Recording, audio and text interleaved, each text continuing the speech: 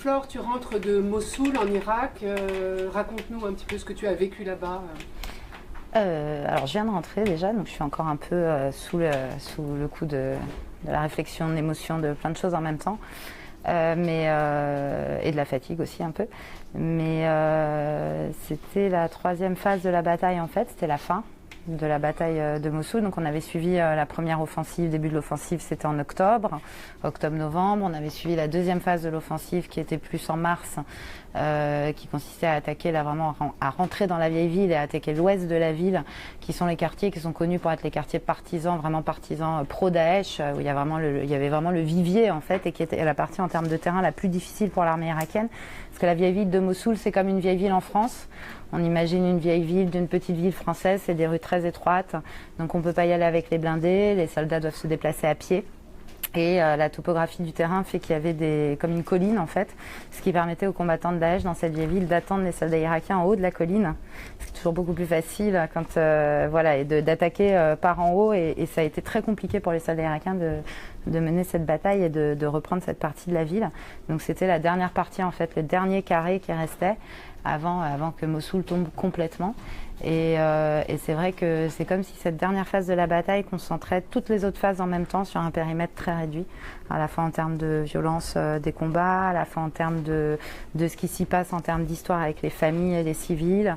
Vraiment, on avait comme un espèce de concentré de tout ce qu'on a vu quasiment depuis le début de la guerre, enfin de cette bataille de Mossoul depuis le mois d'octobre, et d'un coup, sur ces 15 derniers jours, comme si tout se précipitait et s'accélérait en fait très très vite, avec cette annonce de la libération faite par l'armée, par le gouvernement irakien, par le Premier ministre irakien, Abadi, qui annonce donc que la ville est tombée, est libérée et que ça y est, Mossoul a été entièrement reprise, alors même qu'on sait aujourd'hui que les combats continuaient et que j'étais sur place et que je peux témoigner qu'au moment où il annonçait la reprise de la ville, les combats continuaient.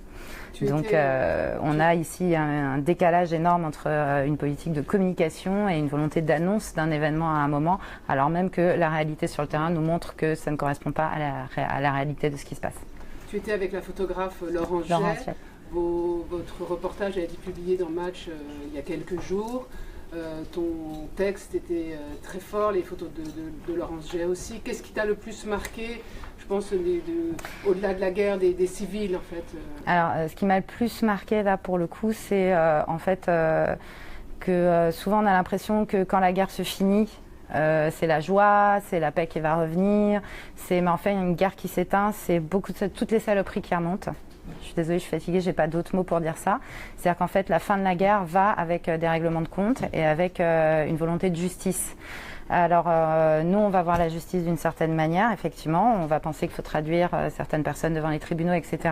Là, on parle d'une justice expéditive et sommaire qui va avec les phases, pas d'épuration, mais de règlement de compte, parfois d'épuration, qui vont avec la fin d'une guerre. Et là, ce qui m'a le plus choqué quelque part, c'est d'assister à ça. C'est en fait d'assister à une justice expéditive, à des soldats qui, effectivement, récupèrent certaines personnes qu'ils supposent être des combattants de Daesh, à tort ou à raison. Je suis absolument pas là je sors pas de mon rôle de journaliste. Je suis pas juge, mais ils le sont pas non plus. Et de voir effectivement d'assister en tout cas par différents biais à ce qu'on sait être aujourd'hui des exécutions sommaires d'hommes. En ce qui me concerne, j'ai pas vu de femmes. Mais je sais qu'il y en a eu aussi, ça a été décrit dans d'autres papiers de certains de mes collègues. Donc ce qui m'a le plus marqué sur cette dernière phase-là, ce sont les règlements de compte et les exécutions sommaires d'hommes supposés être de Daesh, dont certains peuvent peut-être être des civils, ne sont pas forcément des combattants. Et on sent qu'il y a une ambiance en fait chez ces jeunes soldats d'une trentaine d'années. Ils sont très fatigués, ils ont grandi avec la guerre, ça fait des mois qu'ils sont à Mossoul, qu'ils se battent, ils en peuvent plus. Souvent on a affaire à des soldats qui ne sont pas originaires de la ville de Mossoul, qui sont originaires d'autres régions d'Irak, donc ils en ont marre d'être là. Beaucoup sont chiites. Et donc il y a aussi les rivalités confessionnelles ressortent, et dans les règlements de compte ça ressort effectivement, ça ressort, et ils se battent depuis des mois et là ils vont arriver ces civils sunnites. Ils considèrent à partir d'aujourd'hui que tous les civils qui sortent de la vieille ville sont Daesh. Et que voilà, et donc il y a un peu une politique du pas de quartier d'une certaine manière chez certains. Et ça, c'est valable dans toutes les guerres, je pense. Je crois pas me tromper. Ça va avec la fin des guerres et toutes les choses très sales en fait qui accompagnent la fin des conflits en fait et les règlements de compte. Et là, je pense que c'est ça qui m'a le plus marqué, c'est d'entendre en fait les exécutions qui avaient lieu à côté de nous et de voir ces hommes arriver vivants. Et ensuite de les avoir vus morts, les avoir entendus se faire tuer et les voir morts ensuite derrière. Sachant qu'évidemment l'armée irakienne là-dessus a essayé de faire en sorte que nous ne nous en rendions pas compte, mais enfin ça se passait à quelques mètres de nous et il y a un moment, on n'est pas... voilà, c'est notre travail, c'est notre rôle de raconter ça. Et c'était dangereux, puisqu'on a nos amis et confrères qui ont laissé la vie quelques jours avant la libération de Mossoul. Est-ce que c'est dangereux, oui, cette dernière phase? Cette dernière phase, c'est la plus dangereuse. Vraiment, c'est la plus dangereuse, honnêtement. De ce que moi j'ai ressenti, de ce que mes collègues qui font vraiment du front très très en première ligne ont ressenti aussi. Parce que j'ai fait aussi, mais peut-être moins longtemps que certains, que beaucoup d'autres. C'est la phase la plus dangereuse parce que effectivement la configuration de la vieille ville fait que les rues c'est que des gravats, donc on sait que ça n'a pas du tout été sécurisé, donc on circule dans une ville qui est minée entièrement, donc effectivement il y a des mines partout, donc il faut vraiment rester dans le sillage des soldats, pas faire un pas de côté parce que de ce point de vue là c'est extrêmement dangereux, très dangereux parce qu'il y a encore beaucoup de snipers de Daesh partout dans la ville, donc effectivement très souvent des snipers à droite, à gauche, des poches de résistance. On a vu par drone, grâce à d'autres images qui ont été faites par des collègues qui avaient un drone, qui avait encore des viviers dans certaines rues de quasiment 500 combattants de Daesh qui étaient encore là. Donc il y a encore des poches de résistance très très grandes. Et c'est vrai que, et d'ailleurs depuis que ces poches de résistance, depuis qu'on nous a annoncé la reprise et la libération de la ville, nous n'avons plus le droit, nous les journalistes, d'accéder à Mossoul depuis le jour où la reprise, la libération de la ville a été annoncée. Il y a un blackout total, on n'a plus le droit de rentrer dans la ville. Donc nous serions bien aller couvrir la liesse et la joie de la reprise et la libération de Mossoul, mais il semblerait visiblement que ça ne soit pas tant la liesse que ça et que ça continue encore, en tout cas certains règlements de compte continuent et qu'ils ne souhaitent pas en tout cas que nous y assistions et que nous puissions en témoigner. Voilà. Donc pour l'instant, au moment où on parle, je sais que la route était toujours fermée et que nous n'avions plus autorisation de passer au checkpoint, puisque j'ai des collègues qui ont encore essayé hier et qui n'ont pas pu passer, toujours pas hier. Donc c'est ça en fait, dans ce qui m'a le plus marqué dans cette phase-là, c'est cette particularité-là, ce sont les règlements de compte et c'est le moment où les gens se font justice eux-mêmes en fait. Et ça, c'est toujours terrible. Depuis des mois, tu as beaucoup travaillé sur la question des femmes et sur les familles yézidis, les femmes esclaves. Est-ce que tu as pu rencontrer lors de la libération des femmes qui avaient été... J'ai rencontré, alors j'ai vu beaucoup de femmes sortir, mais qui sont beaucoup de femmes soit de familles de Daesh, d'épouses de Daesh, de femmes qui étaient, et de civils qui étaient des gens en fait aussi trop pauvres pour partir. Parce qu'il faut savoir que c'est comme dans toutes les guerres, les gens qui ont de l'argent arrivent à partir et à se mettre en sécurité. Les gens qui n'ont pas d'argent, ben, ils restent là. Voilà, c'est comme pour les immigrants, ceux qui ont de l'argent arriveront toujours à un moment à passer la frontière. Ceux qui n'ont pas d'argent, ça sera toujours beaucoup plus compliqué, ils mettront 50 plus que les autres. On est un peu dans la même configuration dans ce cas-là. Donc il y a aussi parmi ces civils qui sortent aujourd'hui des gens qui n'ont pas pu partir parce qu'ils n'avaient pas l'argent pour partir au moment où ils pouvaient et qui ensuite c'était trop tard. Une fois que la ville était encerclée, c'était fini. Donc il y avait des femmes qui étaient dans ce cas-là. J'ai vu une petite yézidi qui a été sortie pendant que j'y étais. Qui avait été soi-disant sauvée par une famille qui l'aurait soi-disant retrouvée 15 jours avant devant une boulangerie dans Mossoul et qui l'aurait prise sous son aile. Il se trouve qu'après quelques minutes de dialogue et un petit peu d'enquête autour de cette famille, on s'est rendu compte que c'est tout simplement une famille de Daesh qui avait acheté cette petite fille et qui s'est dit que pour passer les contrôles de l'armée irakienne et ne pas être inquiétés, ils allaient se servir de cette petite pour pouvoir sortir en toute sécurité et ne pas être inquiétés. Donc c'est un des exemples parmi tant d'autres de gens prêts à tout pour sauver leur peau et qui ont déjà esclavagisé une enfant pendant plusieurs années et qui maintenant s'en servent pour essayer de se mettre en sécurité eux. Il y a d'autres histoires de femmes yézidis qui sont sorties, un certain nombre d'autres. Mais beaucoup de familles yézidis, il en reste encore 2700.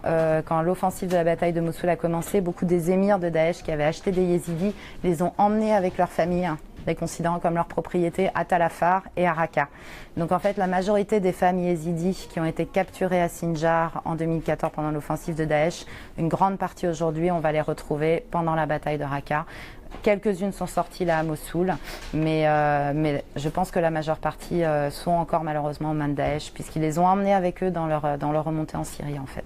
Et que va-t-il se passer avec les familles de combattants de Daesh qui donc ont été arrêtées? Elles ont été arrêtées. Qu'est-ce qui s'est passé en fait quand les soldats... Alors, il y a plusieurs... si on met de côté le cas des combattants étrangers, qui est un cas très particulier, sur les familles des combattants de Daesh irakiens, locaux qu'ils ont trouvés. Donc en fait, il y a un camp qui a été mis en place à Bartella, dans une ville chrétienne, où ils comptent mettre en gros sur place un centre de réhabilitation pour les prisonniers de Daesh, pour les femmes de Daesh, pour les familles de Daesh, etc. Donc les femmes et les enfants de Daesh pour l'instant sont dans ce camp. Elles restent dans ce camp pour le moment. Le programme n'a pas encore commencé, donc je ne sais pas encore sur quoi il va porter, comment il va se passer, etc. Donc il y a un certain nombre de femmes et d'enfants de Daesh qui sont dans ce camp. Ensuite, on sait qu'il y a à peu près 4700. C'est un chiffre qui n'est pas encore tout à fait officiel, mais qui circule et qui est recoupé. Il y aurait environ 4500 combattants de Daesh qui se seraient infiltrés parmi les réfugiés, qui seraient sortis avec les réfugiés dans les mois qui ont précédé et qui aujourd'hui sont en train de reconstituer ce qu'ils appellent des cellules dormantes un peu partout dans Mossoul et un peu partout ailleurs. Ces femmes et ces enfants, les orphelins de Daesh aujourd'hui, c'est vrai que c'est un sujet qui m'intéresse beaucoup, je n'ai pas encore réussi à faire puisque les Irakiens eux-mêmes encore aujourd'hui n'ont pas réglé cette question. Il y en a une partie qui sera réglée par le gouvernement central à Bagdad. Une autre partie de ces orphelins sont au Kurdistan irakien, donc qui sera réglée peut-être par le gouvernement autonome du Kurdistan irakien. Donc je ne sais pas s'ils harmoniseront leur politique ou pas de ce point de vue-là. Sur les combattants étrangers, sur les familles en fait, des combattants étrangers, dont des Français, il y a le témoignage d'une... Apparemment, il y a une jeune Allemande qui aurait été retrouvée à Mossoul. On sait ce qui peut se passer. Il y a une mère de famille avec des enfants français. Tout à fait. Alors ça va être le vrai souci, effectivement, c'est qu'on sait que globalement, les hommes sont la plupart du temps exécutés sur place. Pour les ressortissants étrangers, s'ils ne sont pas morts au combat ou s'ils n'ont pas été tués par, en l'occurrence, des services spéciaux des différents États concernés, qui viennent envoyer leurs forces spéciales pour régler ces problèmes-là sur place.